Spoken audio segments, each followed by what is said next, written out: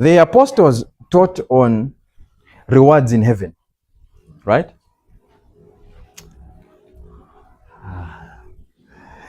I'll teach you something contrary. Man of God, you are teaching something contrary to the disciples of Jesus. Relax, I'll explain. Relax. I'll tell you where they were coming from, okay? Because many people don't understand where rewards are coming from.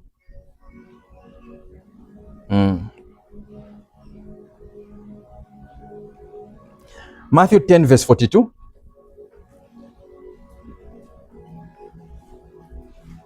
Matthew chapter 10 verse 42.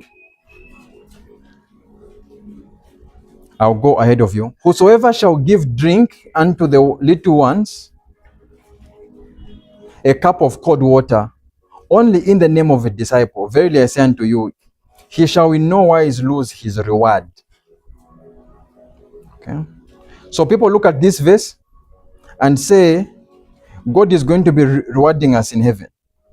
I will break your mind just a bit. Okay? I will break your mind just a bit. If you want to understand spiritual things, look at natural things. Okay? If you wash a car for your father at home, does he reward you? Why?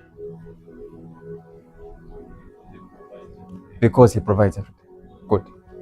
Even the car that you're washing, when your father dies, who will it belong to? Okay. When you are teaching children, you say, baby, if you pass number 1, Daddy is going to buy you a shirt, a car. Why? It's an incentive to help them work hard. Understand? Okay. That's language for children. An adult knows why they should study and pass. It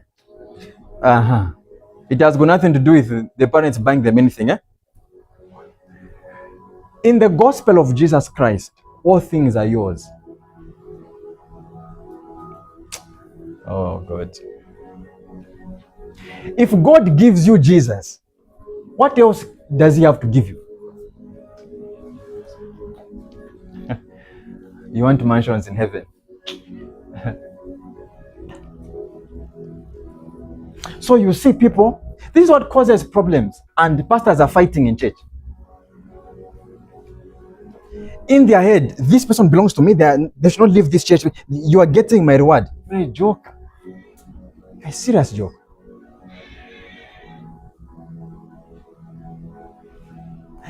We have already received our reward. Jesus Christ, the righteous.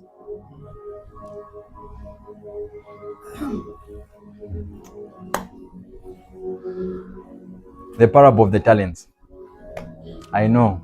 Man of God, what of the parable of the talents? What was the lesson in the parable? Take advantage of what God has given you. Okay? And to the one who was given 1 talent, he hid it in the ground.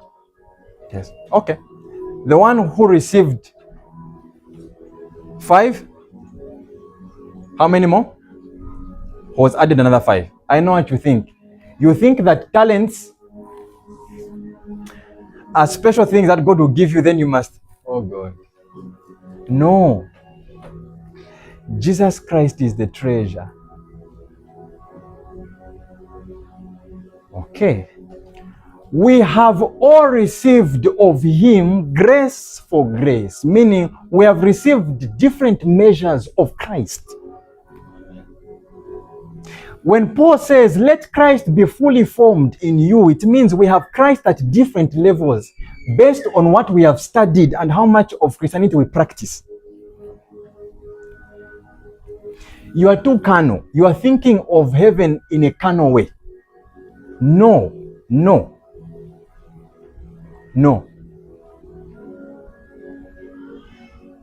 No, man of God, but Christ said, I'm going to my Father's house and I'm going to prepare a place for you. You must understand, even if we study that word, it doesn't mean mansions. It means celestial bodies. Okay. When you're coming into the earth realm, God puts you in this physical body. This is not you. In that place, you'll be given another body to stay in. Your spirit will not just be roaming like that. Paul talks about bodies celestial and bodies terrestrial. Terrestrial from the earth, which is called the terraform. Celestial bodies from the celestial realm. That is why fallen angels can't possess a person, because they still have a celestial body. Something with a body can't possess what already has a body. It's demons which possess people. But where did demons come from? Demons came. What's the origin of demons? Let me explain. Where do demons come from? When the sons of God, who were the angels, slept with the daughters of men, they produced offspring who became giants, what the Bible calls the Nephilims. Those Nephilims are a hybrid, a union between man and angels. Here is the problem. A Nephilim is not born in heaven. He is born on earth. Big problem. Angels are coming from the heavenly realm.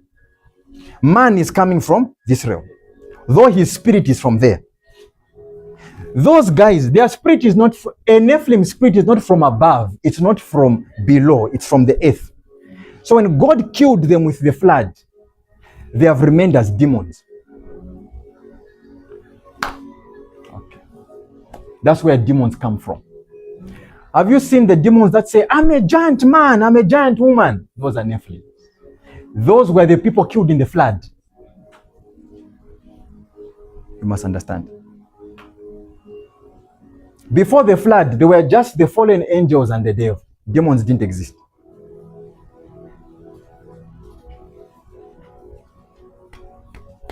So when God killed them with the flood, he denied them a physical body because they were in a body. Man, that union of an angel and a human being, man provided the body for them to stay in, the flesh. So when God swept them with the flood, they didn't have a house. That's why the only thing a demon wants is a house to stay in. It wants a house. It's desperate for real estate. It wants to stay in you. Those things have always existed. That's why you can't finish all the demons. They're supposed to be here. That's one of the reasons God said, I will destroy the heaven and the earth. There will be a new earth and a new heaven. These guys need to be cleared. That's one of the reasons why the earth has to be cleaned. We need a new earth. Even if I cast out a demon from you, it will still be roaming in the earth, waiting for someone to possess again. Okay? It's very important to understand these things. It's very important. Okay? So don't go to give the poor with the mindset of, I'm doing this for my reward. What else can God give you apart from Jesus? When God has given you Jesus, he says, you are seated in heaven with Christ, reigning with him. Not you will reign. You are reigning already. Then the scripture says, all things are yours. Of things in heaven, of things. Okay, if all things are yours, why do you want a part of the all? See the problem? Wrong teachings produce wrong faith. They produce wrong believing. That's why when you're praying, it's not working. You hear people saying, God, give me a partial withdrawal from my rewards in heaven. Why? Because of NAPSA, partial withdrawal. That's the mindset people have. Wrong teachings. So now you can't love your fellow man. You are doing it with something in your heart. God must reward me because I gave the security guard at Pick and Pay 20 kwacha. No. It's not out of love. That's why you're not reaping. It's not out of love. So you're not giving because God should give you. No, you are giving because of love. For God so loved the world that he gave. Period. So for you so loved your fellow man that you also gave them your clothes. You gave them your money. You gave them your time. You gave them your attention. Sometimes people just need your love. Not even clothes. Because they're coming from broken homes. They had no father. They had no mother. They were disowned. They were thrown. An orphanage picked them up. They don't know love. They don't know. Most of the prostitutes on the street are coming from broken homes. They have never heard anyone tell them, I love you. And they're looking for that in men. So it's an opportunity not to go with pride. No. It's an opportunity to go with humility. Being in a position to be of help is a privilege. What you have looks little, but when you go to people who have less, you understand God's blessing. And it's also a place of gratitude. Right now, you're asking God for many things. You understand that certain people don't even have what you have. What you consider little is their everything. It's everything. So don't miss such events. Don't miss. I would rather you even miss a church sermon. I would rather you miss a church sermon. When the higher God lifts you, the lower you should go. The higher God lifts you, the lower you should go. And the more you should have a heart for the less privileged. Pay attention to what I'm saying. Pay attention to what I'm saying. If you are a person, you are a worker, you go for work, you are in the formal sector, the janitor at your office, love them. The security guard, love them. It's easy to love your boss. It means no salary if you don't. True maturity is known by where you direct your love. It's easy to direct your love above. God's direction of his love was to those who were below him. For God so loved the world, he came down. So you too must go down. We imitate our Father. So you have something to give. Don't tell me you don't have. Or if you say that, I'll start prophesying now. I'll find the shirt that you are hiding. It's not even a nice shirt anymore. It has wrinkles. The collar is finished. So it's very important, right? It's very important. Humility. It doesn't matter who you are at your office. You are a CEO, you are a manager. I don't care. We are going to see the poor. There are no titles in here. We're going to see the poor. So, director events, you will tell us where we should be going, okay? With director hospitality, okay? Working together with director ushering, it is important. We need to go to the poor. That's true Christianity. You have heard too many sermons. Okay? We finished worship night, we told God thank you. Let's go and show how thankful we are. So keep something. Find something to give. Okay?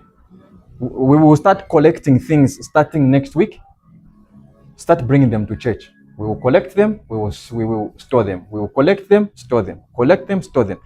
End of this month, either the last Saturday or the last Sunday of this month, we go to visit the less privileged. Love is everything. The church has a lot of faith, there's a lot of hope, doesn't have a lot of love. Loving people who can't reward you for their love, for your love for them. That is true love.